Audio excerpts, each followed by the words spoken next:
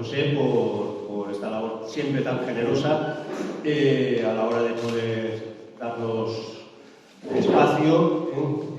También agradecer a Uriol, me han pedido que comunique que hay libros para la venta, que nadie se olvide de irse sin comprar un libro, y se puede hacer una donación a los jóvenes por España, que están haciendo una labor impecable de caridad, también una labor intelectual, están haciendo apostolado entre jóvenes y pues ojalá hubiera muchos grupos así.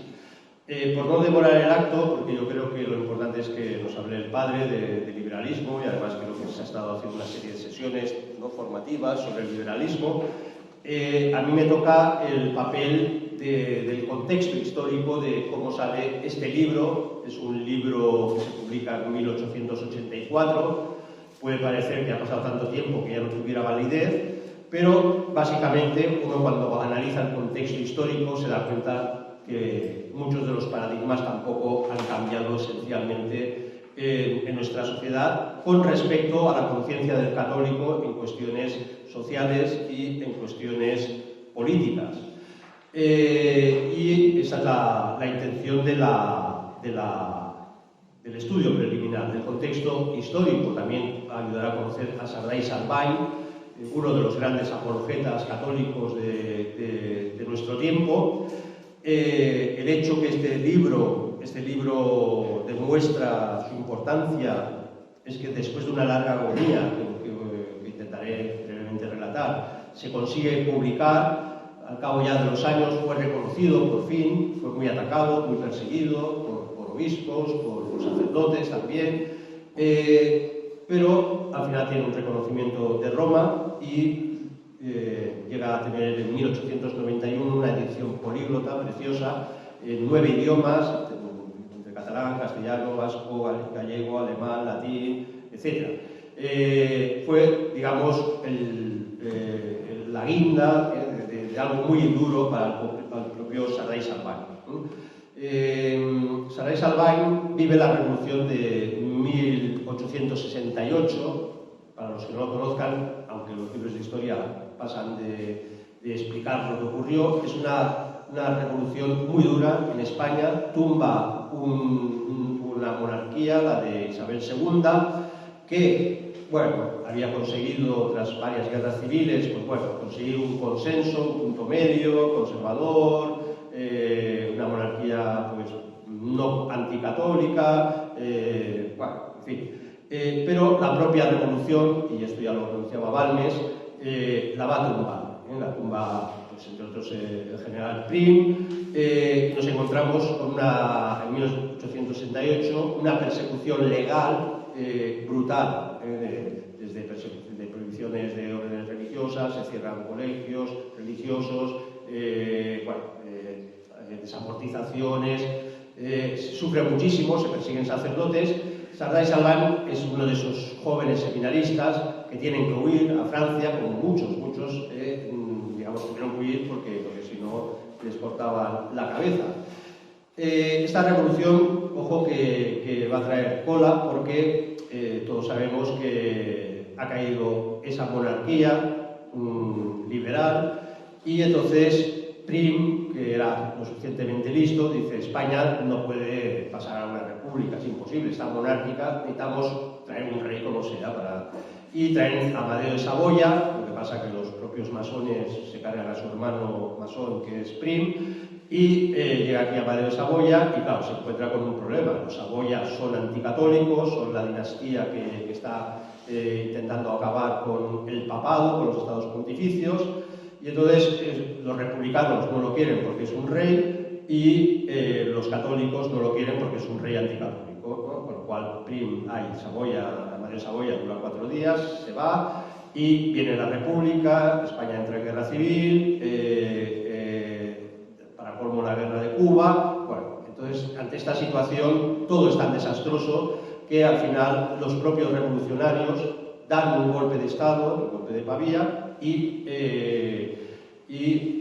nadie sabe lo que va a pasar en España. Se liquida la República porque ya se está desintegrando España y de repente, bueno, aparece la idea de restaurar los liberales que nadie quería, Alfonso XII, con su famoso manifiesto, Razón Manifiesto, y se presenta como futuro rey de España, frente, digamos, a la dinastía carlista, y se presenta como católico, español, constitucionalista y liberal, ¿no?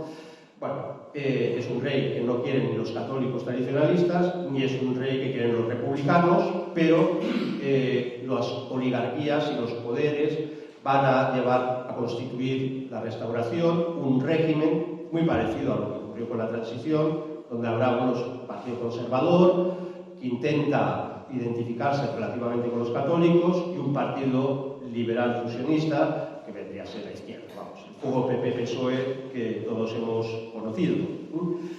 Bueno, en este proceso ya Saray Salvany ya se puede reintegrar, por lo tanto sacerdotes. Saray Salvany, hay que decirlo, prácticamente nunca salió de su ciudad, de Sabadell, por temas de salud. Fue un hombre no solo apologeta, sino que además muy caritativo. La casa la entrega, la casa paterna, a las hermanitas de los pobres, otras propiedades para un ateneo católico. Bueno, era un hombre de mucha acción, de mucha devoción, un sacerdote recio, de esos recios. Y bueno, también lo que se va a ir preparando, que es lo para entender por qué sale el liberalismo es pecado, también hay personajes que curiosamente habían sido revolucionarios. Hablo de Magny Flaquet, para los que no lo conozcan, será el futuro presidente director del Diario de Barcelona, que era un diario conservador. Muchos de esos personajes que habían sido revolucionarios, curiosamente, se fueron haciendo conservadores, se hicieron amigos de Cánovas del Castillo, por tanto, eran conservadores, medio regionalistas, y bueno, el nuevo régimen, tenía un problema, que todavía quedaba una masa de católicos muy potentes, sobre todo en determinadas zonas de España, como Cataluña, y se consigue el régimen en aquel momento, rige el Concordato de 1851, donde, tristemente, los obispos no los puede nombrar el Papa, sino que los obispos se consensúa, lo que se quiera, pero no había una terna, como en tiempos de Franco, sino que el Ministerio de Justicia y Gracia es el que declara quién es obispo, quién puede ejercer de obispo o no. Con lo cual, ante la nueva situación, en la Constitución de 1876, pues todos los nombramientos de obispos ya tienen una clara intención de que vayan desapareciendo los obispos más tradicionales o más tradicionalistas y ir poniendo aquellos que son favorables al régimen de la Restauración. Por cierto, algo muy parecido pasó en España justo antes de la Transición, con nombramientos de obispos. Bueno, ya se veía que había pues, unas ciertas intenciones de fondo para ir preparando la Iglesia a lo que sería pues, esa transición democrática que nosotros ya hemos conocido. Dicho esto, aparecen también entre estos obispos uno, que es el obispo Urquinaona, que tenemos dedicado una plaza en Barcelona. El obispo Urquinaona es muy curioso porque es gaditano, es un hombre que es nombrado obispo por iniciativa de Cánovas del Castillo, por lo tanto de los conservadores, con la intención literal de descatolizar el catolicismo catalán. ¿Por qué? Porque ya en la revolución esa de 1868 los católicos se fueron agrupando en asociaciones. Una era la Asociación Católica por toda España, un precedente de lo que será la Acción Católica, y por otro lado la Juventud Católica. Y en Cataluña ambas asociaciones estaban, digamos, fornidas por los cuadros dirigentes que eran todos tradicionalistas, carlistas, antiliberales. Y claro, llega el obispo Urquinaona y tiene que desmontar eso. No puede permitirse que los católicos en Cataluña estén contra el régimen de la Restauración. También es curioso que es Urquinaona el que inicia, entre comillas, el catalanismo, con esa vía del monserratismo, insistiendo que la Virgen de Montserrat sea proclamada patrona de Cataluña. En Roma dicen que era Nay, que esto sospechan que salen estos rasgos. Entonces, bueno, hay unas negociaciones tremendas, porque Roma quiere que sea declarado mucho patrona de las diócesis catalanas. Bueno, eso otra historia, pero es curioso que quien inicia este movimiento catalanista dentro de la Iglesia es un obispo gaditano y con esa intención. Luego también aparecerán movimientos eclesiales como la Beuda, una publicación que es la Beuda de Cataluña, la zona de Vic, en el Arzobispado de Vic, donde la Beuda de Cataluña va a jugar un papel muy importante, también atacando a este sector tradicionalista y, curiosamente, poniéndose de acuerdo con el Diario de Barcelona para que aceptar esa política de Madrid. Ahora lo explicaré enseguida. ¿Cuál es la estrategia que van a utilizar desde Madrid para, digamos, desmontar todo ese catolicismo superrecio que había en Cataluña? Pues una de las estrategias es la Unión Católica de Vidal y Mon. La Unión Católica es una asociación que se crea con la intención oscura, por parte del Partido Conservador, de que los católicos se metan en esta asociación y a partir de ahí irles convenciendo sutilmente de que acepten que tienen que votar al Partido Conservador, que tienen que alinearse con Cánovas del Castillo. ¿Y por qué los católicos eran tan reticentes a esto? Pues eran reticentes porque precisamente la Constitución de 1876, igual que nuestra Constitución de 1978, ya había hecho una brecha brutal en lo que era la unidad católica, permitiendo el culto católico a otras confesiones. Ahora eso nos parece una tontería porque estaba España llena de centros de culto de otras confesiones, pero en aquel momento renegar de la unidad católica constitucionalmente era como tenían los católicos la conciencia de que el siguiente paso era el desmoronamiento de la Iglesia y tarde o temprano eso volvería a resucitar la revolución, las persecuciones y la desaparición de la Iglesia. Y por lo tanto, en Barcelona, la Juventud Católica, la Asociación Católica, el Correo Catalán, que es el periódico carlista o tradicionalista, posteriormente la Hormiga de Oro, etc., se oponen a la Unión Católica de Pidal, a este proyecto de Madrid, pero curiosamente los catalanistas dicen no, hay que sumarse a lo de Pidal, al proyecto de Madrid. Esto, claro, esto nos hace sospechar que entre esos primeros catalanistas podía más el principio católico liberal que no el principio catalanista. Bueno, esto es más que interesante.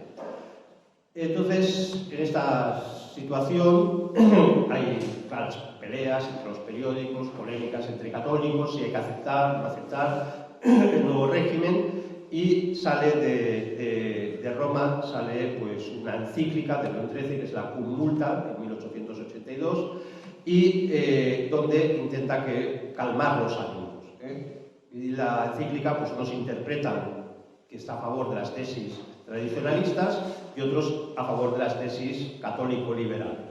Con lo cual, la encíclica, que tenía intención de pacificar, no sirve. Además, para colmo, ese Vidal y Mon, que había montado esa asociación de católicos para integrarse en el sistema, aceptar el nuevo régimen, había prometido, jurado y perjurado, que nunca entraría en política, que solo era una asociación religiosa, pues Cánovas del Castillo le da un ministerio y rápidamente lo coge, bueno, y es conocidísimo porque se convirtió en casta política rápidamente, ¿no? Bueno, y en medio de todos estos jaleos, pues llega una pelea muy fuerte entre Urquinaona contra contra Sardá y Salvay. Su revista, que es la Revista Popular, que llega a tener una influencia impresionante en toda España y en Hispanoamérica, llega muchísimo a Hispanoamérica, y contra el Correo Catalán, que curiosamente eran revistas religiosas, y el periódico era confesionalmente católico y por tanto se tenía que someter a la censura del obispado. El Diario de Barcelona, que era católico liberal, como no era confesionalmente católico, se libraba de la censura y podía decir lo que quería. Esto es divertidísimo porque invitaba a escribir a gente anticatólica, gente católica, y se las daba de ser como el representante oficioso del catolicismo en la diócesis de Barcelona. Si alguno puede echar un poco de hilos a la experiencia personal, pues verá que estas situaciones se siguen repitiendo. Bueno, cuando llega la Cum Multa, Sardá y Salvay se siente atacado, Urquinaona es obispo, pero se lanza al ataque, amenaza a Sarai Salvain de cerrar su revista, le empieza a censurar artículos, él ya prácticamente ya ve que va a morir la revista popular, se encargan de controlar con un censor muy especial, que va a ser Torras y Valles, al Correo Catalán, y entonces todos los católicos tradicionalistas ya se ven que dicen, bueno, si el obispo nos cierra los periódicos, nuestros medios de comunicación. Y en esta tensión muy potente, que se sentía en dos lados, pues ya tenemos casi la fecha del inicio del liberalismo es pecado. Es cuando, el 23 de marzo de 1882, a un cura amigo, Celestino Matas, le escribe Sarai Salvain, dice, bueno, tengo una idea de un trabajo sobre el liberalismo, sé que no me lo van a publicar, no me van a dar ni el obstat, o sea, no me van a permitir publicarlo en la diócesis de Barcelona, y confía en Cándido Nocedal para ver si en Madrid se le consiguen las autorizaciones eclesiásticas. El libro se queda atascado en Madrid, mientras tanto las peleas siguen brutales. El obispo de Barcelona prohíbe las grandes peregrinaciones que se habían diseñado a Roma, desde los movimientos tradicionalistas, en conmemoración del 30 aniversario del pontificado de Pío IX, interviene la Juventud Católica, les exige que digan los nombres de todos los socios para tenerlos controlados, les quiere quitar las cuentas.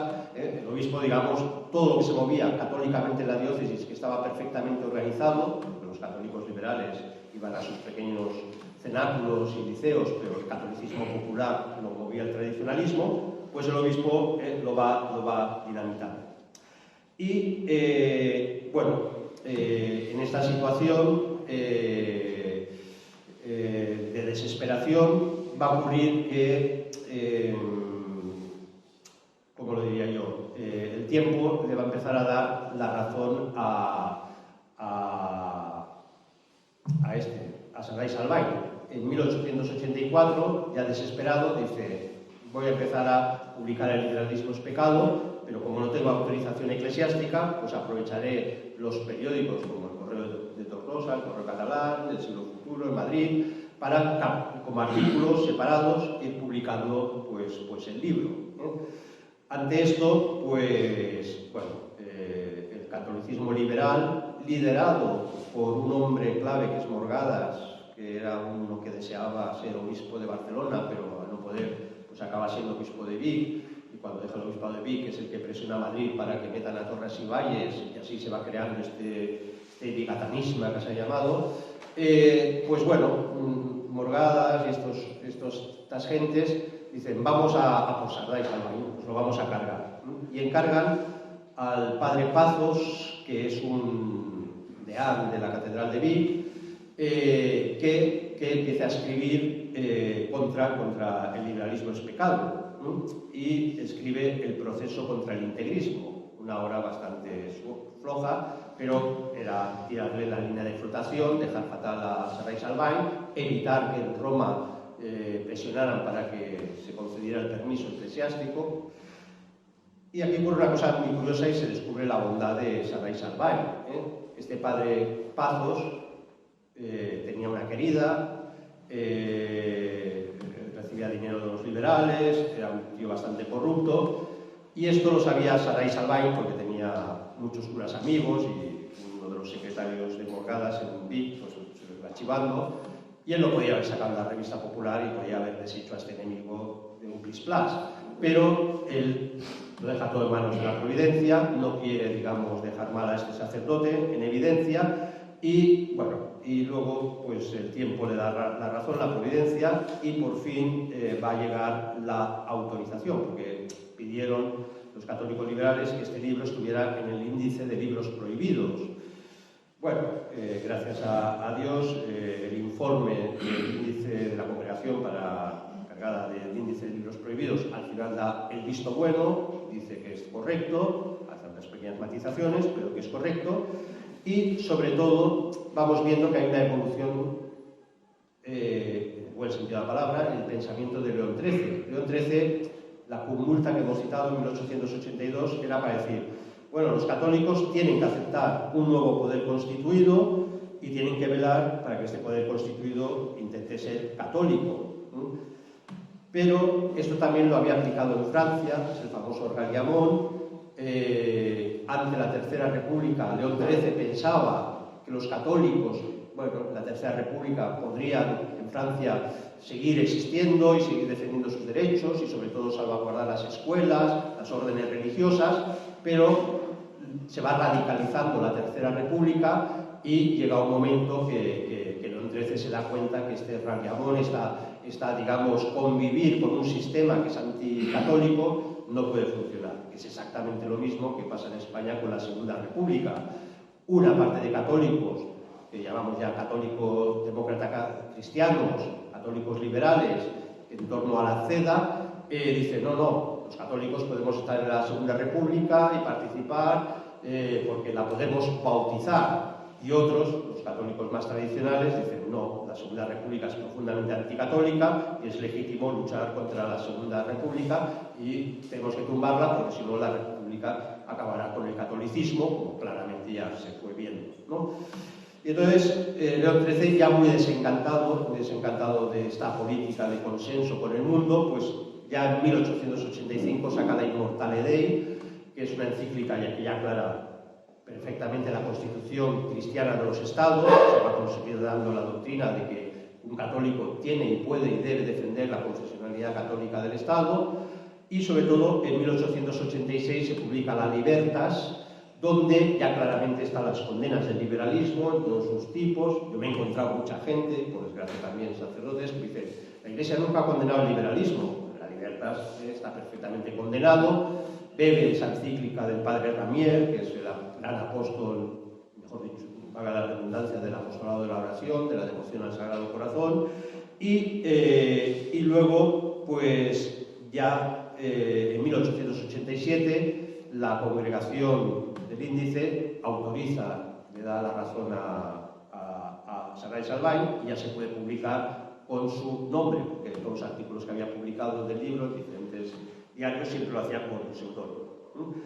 Es tal el éxito del libro, tan impresionante, y para que nos demos cuenta de la fuerza que tenía el clero tradicional en Cataluña, que en 1888 se hace un gran homenaje a Sarrail Salvain, y solo de la diócesis de Barcelona hay 780 sacerdotes que firman, digamos, esta felicitación pública a Sarrail Salvain por el liberalismo es pecado.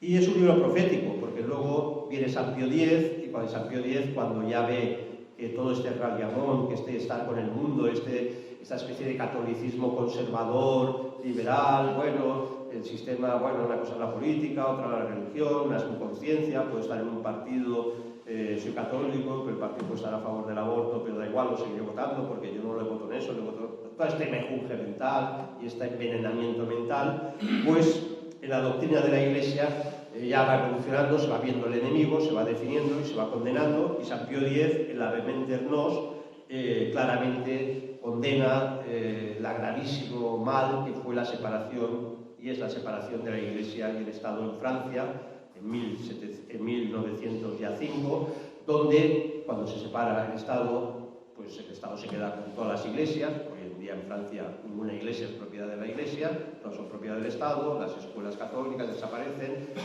los crucifijos de los juzgados, y viene ya la secularización brutal de Francia. Por lo tanto, el título, El liberalismo es pecado, es un título que no está nada pasado de moda. En Madrid dije que había que pedir permiso a Sarrail Salvain, que en el cielo estará, y que nos dejará retitularlo El liberalismo sigue siendo pecado, o el liberalismo es pecado mortal, si el Padre me lo concede. Muchas gracias. Doy la palabra al Padre.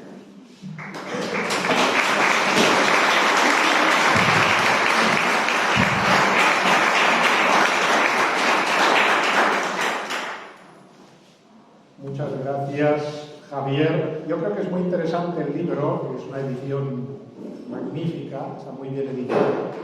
Pero además, precisamente el prolegómeno que hace, un buen prolegómeno, ¿no? Donde está todo esto que nos ha explicado y además muy extendido, y creo que le da mucha vida al libro, ¿no? El liberalismo es pecado es un libro de gran actualidad porque se escribe cuando el liberalismo es algo que todavía empieza a estar presente en la sociedad, pero no está presente todavía, por decirlo así, en la Iglesia. A posteriori sería una realidad por medio del modernismo, ¿no? Pero aquí, de alguna manera, lo actualizamos en la medida de que el liberalismo ya es una realidad que domina todas las circunstancias de nuestra vida, ¿no? Y toda la sociedad en la que vivimos. Bien, a mí me toca, él ha hecho la parte bonita, a mí me toca la parte más difícil, que es la parte doctrinal. Entonces, yo me voy a ceñir mucho al mismo Sardá y Salvani, a su texto. Voy a intentar poner algún comentario mío. Aquí en la parroquia tenemos un grupo que se reúne los miércoles después de la misa, que a nosotros nos gusta llamarle el grupo de pecadores. Si alguno se siente concernido, se puede unir con toda libertad, que es como un círculo de lectura, y durante este curso hemos estado haciendo precisamente la lectura del liberalismo es pecado. Me voy a ceñir mucho a lo de Sardá y por lo tanto voy a citarlo a él principalmente. No voy a ser exhaustivo a la hora de resumir todo el libro, pero sí las ideas principales para que tengamos claro en pocas ideas lo que es el liberalismo, ¿no? Y las consecuencias inmediatas que estamos viviendo fruto de este gravísimo error. Al estudiar un objeto cualquiera, dice Sardá, empieza así, después de la pregunta «an sit», hacían los antiguos escolásticos la pregunta «quid sit», es decir, primero preguntarse ¿esto existe? ¿Existe el liberalismo? Creo que nosotros lo sabemos de sobras, ¿no? Las consecuencias ya del liberalismo instaurado en la sociedad en todos los ámbitos. Por lo tanto, a continuación nos toca preguntarnos ¿qué es el liberalismo? En el orden de las ideas, dice Sardá, es un conjunto de ideas falsas y en el orden de los hechos, un conjunto de hechos criminales consecuencia de esas ideas falsas. En el orden de las ideas, dice él, el liberalismo es el conjunto de lo que se llaman principios liberales. Bien, esos principios liberales los podríamos resumir sobre todo en estos dos que voy a decir ahora al principio. La absoluta soberanía del individuo con entera independencia de Dios y de su autoridad. Creo que queda claro, ¿no? La absoluta soberanía del individuo con entera independencia de Dios. Y la soberanía, también en consecuencia, de la sociedad con absoluta independencia de aquello que no nazca de ella misma. Bien, es en definitiva la elevación de la filosofía racionalista a la vida personal y a la vida social. El racionalismo, el naturalismo, ya lo iremos viendo. Bien, el fondo común de ellos es este racionalismo individual, este racionalismo político, este racionalismo social. Las consecuencias van a ser inmediatas. La libertad de culto, la supremacía del Estado con sus relaciones con la Iglesia, la enseñanza laica, el matrimonio legalizado y sancionado por la intervención única del Estado, etc. La palabra que sintetiza todas estas consecuencias es la palabra secularización. Es decir, la no intervención de la religión en acto alguno de la vida pública, verdadero ateísmo social, por lo tanto, que es la última consecuencia del liberalismo. Bien. A la pregunta, ¿es pecado el liberalismo? Pues bien, nos lo ha adelantado Javier, el liberalismo es pecado, ya se le considere, dice Sardá, en el orden de las doctrinas, porque es una herejía, y la herejía defendida pertinazmente es un pecado mortal, el más grande de los pecados, porque afecta a la verdad misma. Y en el orden de los hechos es pecado contra los diversos mandamientos de la ley de Dios, porque a la larga es infracción de todos los pecados. Más claro, en el orden de las doctrinas, el liberalismo es la herejía universal. San Pío X decía la cloaca de todos los errores, de todas las herejías, porque las comprende todas. En el orden de los hechos es la infracción radical y universal, porque todas las autoriza. Bien. Vamos por partes. En el orden de las doctrinas, el liberalismo se regía porque niega la jurisdicción absoluta de Cristo Dios sobre los individuos, pero también sobre la sociedad, y en consecuencia la jurisdicción delegada que ha recibido de Dios la Iglesia. Niega, por lo tanto, la necesidad de una revelación. Es el naturalismo. El hombre se rige por su naturaleza humana sin ninguna intervención de lo alto, sin ninguna revelación. No necesita revelación. Bien. Y después de esta negación general, niega a continuación cada uno de los dogmas, porque lo que lo rige no es la verdad revelada, sino la propia razón que nosotros sabemos herida por el pecado original. Bien. En el orden de los hechos es radical inmoralidad, porque legaliza por una visión subjetiva de todo cualquier acto. No es porque destruye el principio o regla eterna de Dios, que es la ley de Dios, y canoniza el absurdo principio de la moral subjetiva, independiente. No hay una verdad, no hay un bien, no hay un mal, sino que yo, subjetivamente, decido lo que es verdad, lo que es mentira, lo que es bueno, lo que es malo. Es el relativismo al que nosotros estamos ya tan acostumbrados y a veces incluso nosotros mismos cristianos, a veces contaminados sin darnos cuenta. Bien, consecuencias de todo esto, pues dice, necesariamente consecuencia de todo esto va a ser la revolución, dice Sardan. Partiendo del principio fundamental de que el hombre y la sociedad son autónomos, libres con absoluta independencia de todo otro criterio natural o sobrenatural que no sea el suyo propio, se sigue una perfecta hilación de consecuencias, porque de alguna manera se legaliza la anarquía.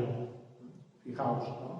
Es decir, si cada uno tiene su criterio y todos los criterios son válidos, vamos al conflicto de criterios necesariamente, ¿no? Bien. Un poco aquello que decía Aristóteles decía, no puede no mandar uno, decía, ¿no? Porque allí donde hay dos y quieren mandar cada uno de ellos, tenemos ya un conflicto. No digamos si se multiplica el número de las voluntades que quieren mandar, ¿no? Ese subjetivismo crea estos conflictos. No hay una verdad, no hay un bien, cada uno decide. Da lugar necesariamente a la revolución.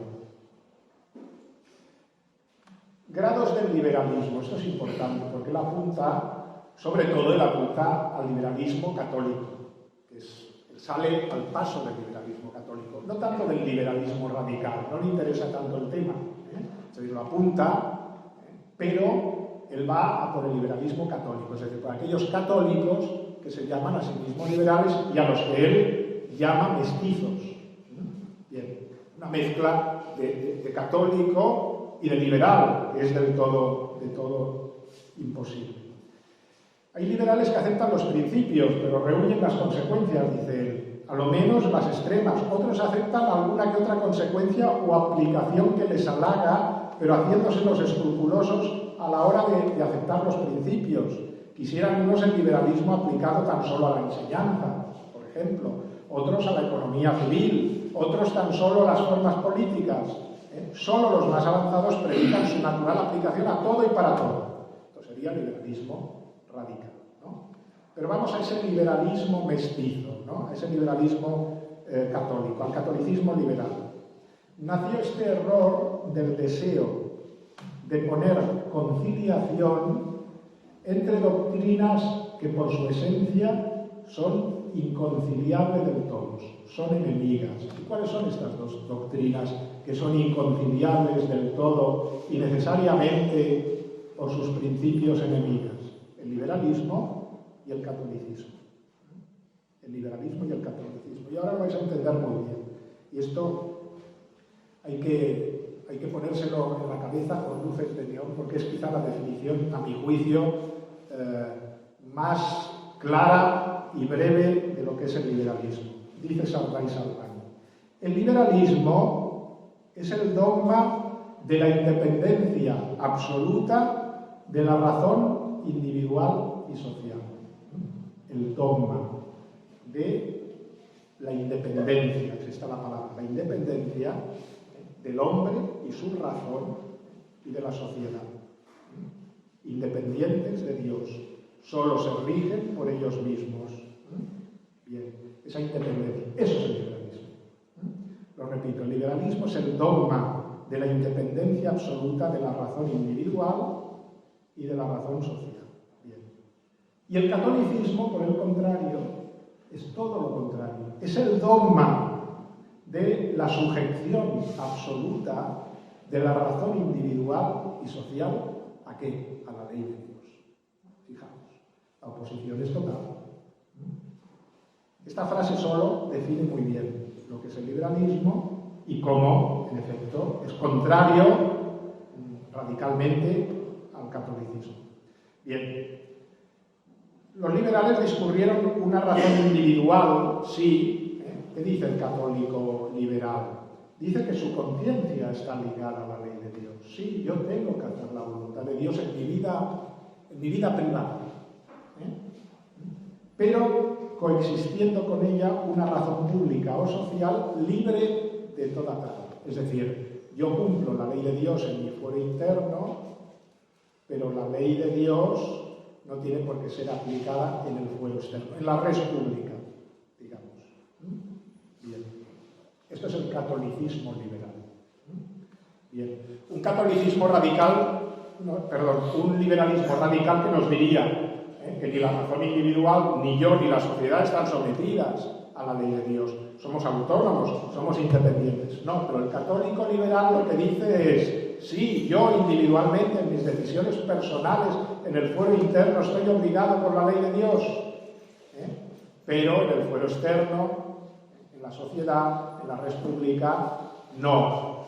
Y ella misma no está sometida a ella. Bien. Dijeron que el Estado, como tal Estado, no debe tener religión. O debe tenerla solamente hasta cierto punto, que no moleste a los demás que no quieran tenerla.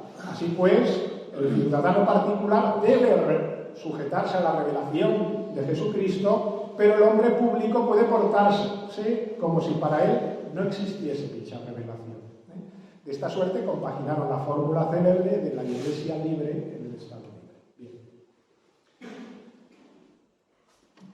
A veces los católicos liberales, dice, hacen estribar todo el motivo de su fe, y esta es una de los síntomas de que uno está contaminado por el liberalismo. Aquí dice Sardá varias cosas que casi nos sirven a nosotros de test para ver hasta qué punto estamos contaminados sin darnos cuenta de esas ideas liberales, ¿no? Dice, cuando haces estribar el motivo de tu fe, no en la autoridad de Dios, que nos ha revelado la verdad, sino en la libre apreciación de tu juicio individual, que te dicta que la religión católica es muy bien, buena y conveniente.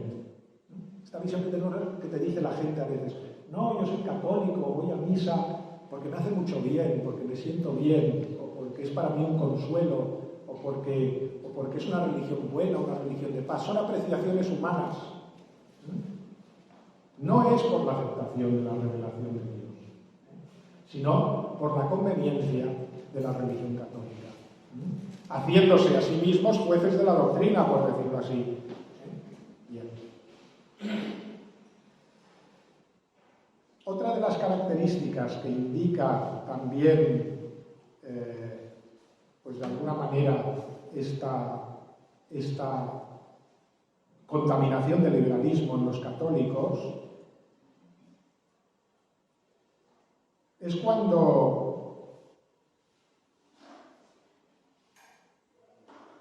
se concibe la fe cristiana, es lo que se llama el cristianismo secundario.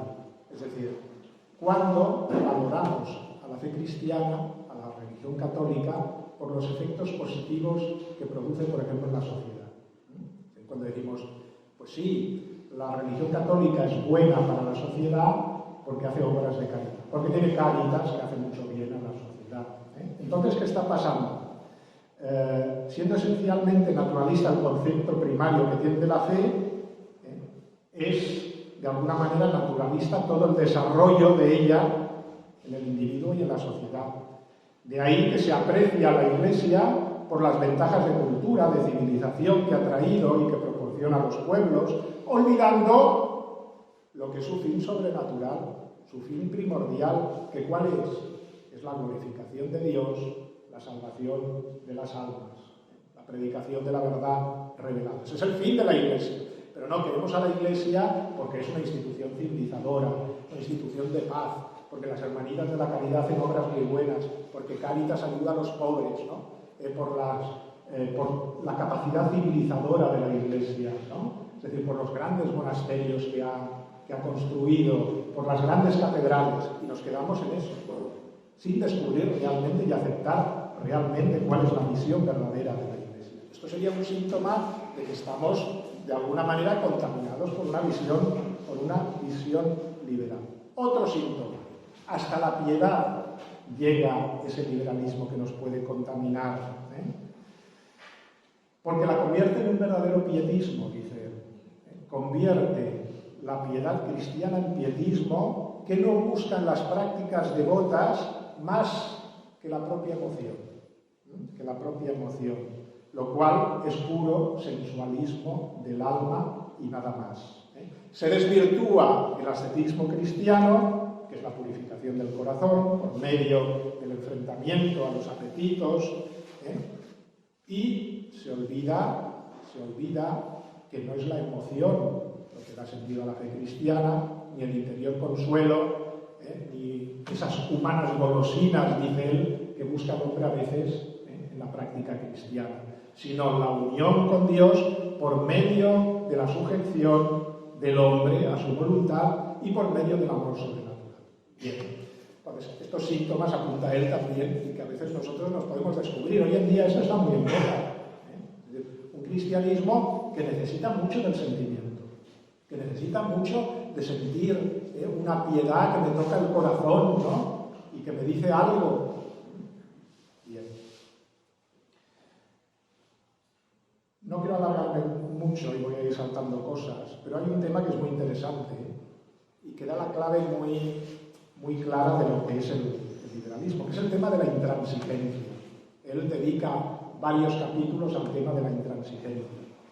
Intransigencia, oigo exclamar, ¿qué modo de resolver la cuestión tan poco cristiana? ¿Son o no prójimos, como cualquier otro los liberales también? ¿Cómo tan descaradamente se recomienda contra ellos el desprecio de la caridad? ¿No?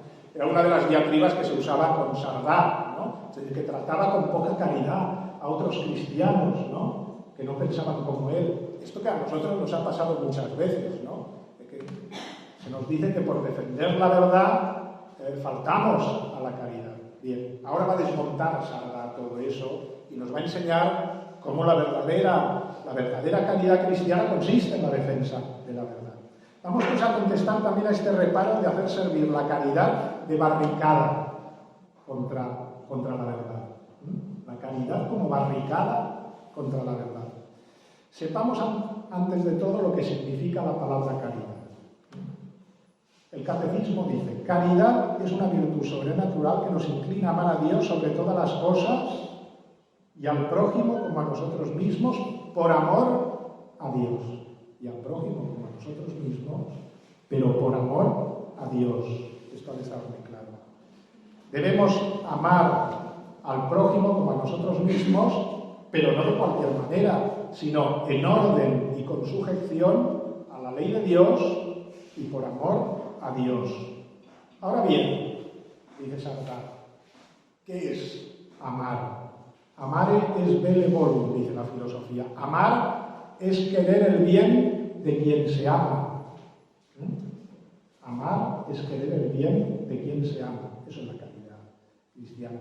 ¿Y cuál es este bien que se le ha de querer para que resulte verdadero amor? Y dice, primeramente, el bien supremo de todos. ¿Que cuál es? Es el bien sobrenatural. Por lo tanto, cuando yo quiero a alguien, lo primero que quiero es su bien sobrenatural. No solo su bienestar material, su tranquilidad, su paz, su felicidad puramente inmanentista. No, el bien sobrenatural. Luego, después, los demás bienes de orden natural, no incompatibles. con este bien sobrenatural. Pero lo primero que queremos para alguien, si somos cristianos, es el bien sobrenatural, la salvación de su alma, que conozca la verdad, que salva, y que salve su alma. Esto es lo primero en el orden del amor cristiano. Bien, síguese pues de ahí que se puede amar y querer el bien del prójimo, y mucho disgustándole y contrariándole.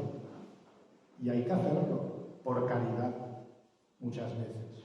Esto lo saben los educadores, o los padres, o los que tienen la responsabilidad de regir una comunidad cristiana de verdad, si quieren hacerlo de verdad. Hay que disgustar y contrariar y corregir, a veces por amor, no por ira, no por rabia, sino por amor. Bien. Todo estriba en examinar si en aquello que se le disgusta o contraría o mortifica se obra o no en bien suyo, o de otro que tenga más derecho que él a este bien, o simplemente el mayor servicio de Dios. Bien. Nuestra fórmula es muy clara y concreta, es la siguiente. La suma intransigencia católica, dice Sardá, es la suma católica caridad. Fijaos, la suma intransigencia católica es la suma católica caridad. La intransigencia en la defensa de la verdad revelada, esa es la verdadera caridad. Bien. Lo es en orden al prójimo por su propio bien. Cuando por su propio bien se le confunde, se le sonroja, incluso se le castiga si es necesario. Lo es en el orden del bien ajeno, cuando por librar a los prójimos del contagio de un error se desenmascara a sus autores y fautores. Lo es en orden a Dios, cuando para su gloria y su servicio se hace necesario prescindir de todas las consideraciones, saltar todas las vallas, lastimar todos los respetos, herir todos los intereses y exponer la propia vida y la de los que sea preciso para tan alto fin, que es hacer la voluntad de Dios. Y es lo primero, en el orden de los fines, en la vida del cristiano, está claro. Y todo esto es pura intransigencia en el verdadero amor, dice él. Y por esto es suma caridad. Creo que se entiende muy bien el razonamiento, ¿no? Y tira por tierra esto que tantas veces a nosotros nos ponen un poco como parapeto, ¿no? Es decir, la caridad. No, es que la caridad es la que me obliga a hablar. No es la caridad la que me obliga a actuar. Porque te quiero, te tengo que decir eso. Sería más cómodo no decirte nada. Bien. Esta es la forma de actuar de Sardá. Lo tiene muy claro. Bien. Dice, los tipos de esta intransigencia son los héroes más sublimes de la caridad, como la entiende la verdadera religión. Y porque hay pocos intransigentes, hay hoy en día pocos caritativos de verdad. La caridad liberal que hoy está de moda es esa forma de halago, de condescendencia, de cariño, ese deseo de no contrariar, ese deseo de no contristar al otro, para que no se indisponga conmigo, Esto es lo cómodo, ahí no hay caridad, ahí hay egoísmo. Bien. En el fondo es el desprecio esencial de los verdaderos bienes del hombre y de los supremos intereses de la verdad y de Dios. Bien. Creo que queda desmontado el argumento de la falsa caridad como barrera a la verdad. Bien, y voy a acabar, tenía más, pero creo que da unas pistas para tener ganas de leer el libro. Voy a acabar precisamente con dos textos que definen muy bien también a Sardá y creo que son clarividentes. La verdad tiene una fuerza propia, fijaos, la verdad. Hay que tener una cosa clara, nosotros los cristianos tenemos una verdad, que no es nuestra, no es que es mi verdad. Cuando predico la doctrina de Cristo, la doctrina de la Iglesia no es una verdad mía, administro una verdad que he recibido, pero tenemos una verdad revelada que nos ha sido dada. La verdad tiene una fuerza propia, dice Sardá, que comunica a sus amigos y defensores, comunica esa fuerza a sus amigos y defensores. No son estos los que se la dan a ella, no damos nosotros la fuerza a la verdad nos da la fuerza a nosotros cuando la defendemos.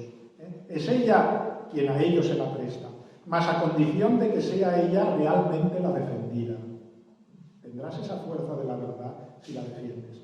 Donde el defensor socapa de defender mejor la verdad, empieza por mutilarla y encogerla, o atenuarla a su antojo, no es ya tal verdad lo que defiende, sino una invención suya, criatura humana de más o menos buen parecer, pero que nada tiene que ver con aquella otra hija del cielo, que es la verdad.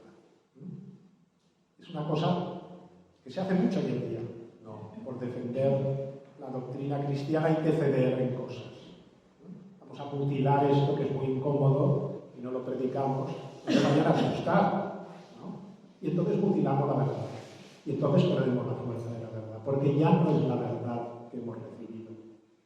Es la verdad mutilada, la verdad que nosotros no hemos sabido defender y que ya no salva a nadie. Bien. Y acabo con otra expresión suya, dice: esto sucede hoy día a muchos hermanos nuestros, víctimas, algunos inconscientes, del maldito resabio liberal. Creen con cierta buena fe defender y propagar el catolicismo, pero a fuerza de acomodarlo a su estrechez de miras y a su poquedad de ánimo, para hacerlo, dicen, más aceptable al enemigo, a quien desean convencer, no reparan que no defienden ya el catolicismo, sino una cierta cosa particular suya, que ellos llaman buenamente así, como pudieran llamarla con otro nombre. Pobres ilusos, que al empezar el combate y para mejor ganarse al enemigo, han empezado por mojar la pólvora y por quitarle el filo y la punta a la espada, sin advertir que espada sin punta y sin filo no es espada, sino hierro viejo, y que la pólvora con agua no lanzará el proyectil. Ya está.